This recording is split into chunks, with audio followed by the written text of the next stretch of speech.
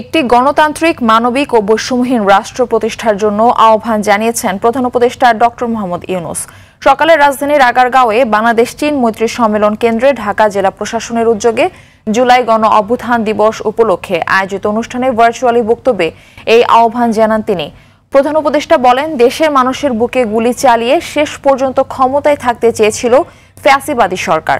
অভিযোগ করেন, আহতদের চিকিৎসা না দেওয়ার জন্য হাসপাতালগুলোকে নির্দেশনা দেওয়া হয়েছিল।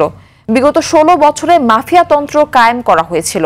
জুলাই আগস্ট আন্দোলনে আহত নিহতদের স্মরণ করে প্রধান উপদেষ্টা বলেন, শহীদ পরিবার এবং আহতদের আর্থিক সহায়তা ও গুরুতর আহতদের বিদেশে চিকিৎসা করানো হয়েছে।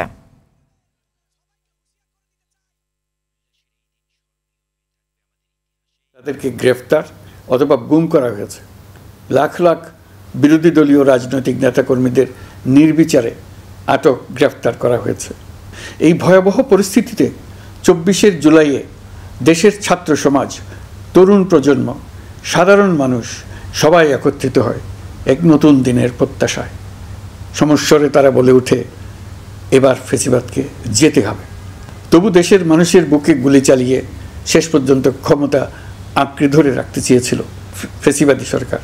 তারা নির্বিচারে গুলি করেছে, গ্রেপ্তার করেছে, ইন্টারনেট বন্ধ করে হত্যাকাণ্ডের তথ্য লুকাতে চেয়েছে। রাতের অন্ধকারে এলাকায় এলাকায় অভিযান চালিয়ে ছাত্রদের আটক করেছে। গুলিবিদ্ধ আহতদের তারা হাসপাতালে চিকিৎসা নিতে দেয়নি। হাসপাতালগুলোকে নির্দেশ দেওয়া হয়েছিল যেন আহতদের ভর্তি না করা হয়। এই কারণে বহু মানুষ চিকিৎসা না পেয়ে চিরতরে দৃষ্টি হারিয়েছে, পঙ্গু হয়েছে। আজ জুলাই গণ অভ্যুত্থান দিবসে আমি জাতির সূর্য সন্তান জুলাই শহীদদের গভীর শ্রদ্ধার সঙ্গে স্মরণ করছি।